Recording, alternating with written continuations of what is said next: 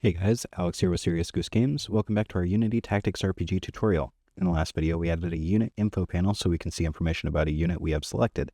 Today we're adding a small action menu where we will be able to better control unit actions. We're going to start by right-clicking on our canvas, and we're going to create a new panel called Unit Action Panel. Now for this one, I'm going to anchor it to the bottom right corner. I'm going to set the height to 500 and the width to be 300. The Y position is going to be 250. And the X position is going to be negative 150. And if you want to know how I got those numbers to get it so that's flush with the edge of the screen, basically the pivot is in the center, which would be half of the width and height. So I want to move it negative on the x-axis by 150 because that is half of our width. And it's going to be up on the y-axis 250 because that's half of our height. Next, we're going to add a canvas group component. We're also going to add a vertical layout group. For the vertical layout group, I'm setting all of the padding to be 10 and the spacing to be 10. We're going to set the alignment to middle center, and we're going to have it control the child's size, both width and height. Then we're going to right-click on our unit action panel, go to UI, and we're going to add a button. See, it automatically sizes the button. This first button is going to be attack. So attack button. And this isn't going to do anything for a while.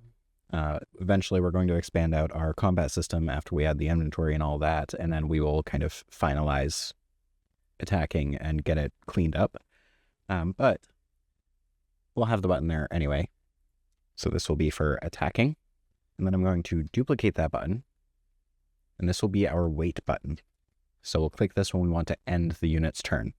Next, we're going to open up our UI Manager script.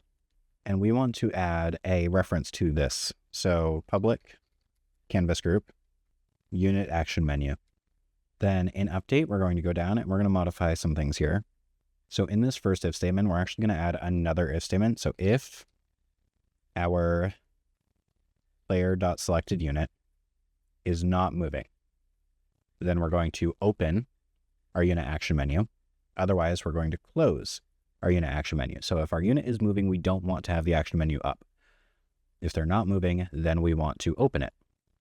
Otherwise, everything else will be the same. We can display the unit info panel when they're moving. That's not a big deal. But we also want to make sure that when our unit is not selected, we close the unit action menu. Now we're going to hop over to the unit script, and we want to add a function to expend the unit. So we're going to go down, and we're going to create a public void called expend unit. And we're going to set our movement left to 0 and our attacks left to 0. And we're going to hold off on the attack button, like I said. We're going to be massively expanding combat once we have our inventory, so we'll deal with that later. But now we got to hop back over to our UI Manager, and we want to add a function for our wait button. So we're going to do public void wait button. If player.selected unit, then we want to call expend unit. So player.selected unit .expend unit, and then we're going to set player.selected unit to be equal to null. So when we wait, we also want to deselect the unit. Then we're going to go back to our unit script, and inside on pointer down, when we select a unit, we want to make sure that we're not selecting a unit that's expended.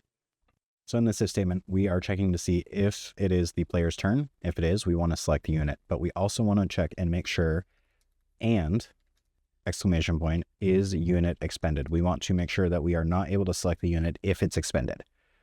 So when we click a unit, we're going to check, is it this unit's turn? And is this unit not expended? If both of those are true, then we select the unit. Go ahead and save everything and head back to Unity. We're going to go to our UI Manager first, and we are going to drag our unit action panel into that slot. And then we're going to go to our unit action panel and look at our buttons. Let's start with the wait button. And actually, we don't have an attack function, so that's fine. Down on click, hit plus, drag in your UI Manager, and we're going to go to UI Manager, wait button. Go ahead and save your project, and then hit play. So now if we play for a little bit, we click a unit, we can see that the panel pops up, and I can move the units around, hit wait, it deselects, and then I can't reselect my unit. So once it waits, it's done. There is no longer a way for me to select it. And if I wait with my final unit, it switches to the enemy AI's turn. In the next video, we're going to add a second unit panel that will show up when we hover over a unit. This will let the player see information about different units they don't own or units they don't have selected. So I could hover over this red guy and I could see information about him, or I could hover over a unit that's not Bob and see information about him. So if I have Bob selected, I could hover over this guy and it would pop up saying Fred and probably show his health. It wouldn't be as detailed, like I probably wouldn't see level or like items they have equipped, but I could probably see their health to give me a better idea. And if I do something like that, we could definitely make the health bars hovering over each unit optional. That's all for today though, so if you found this video helpful, hit like and subscribe to help other devs find the series. Let me know in the comments, what are some items we could add?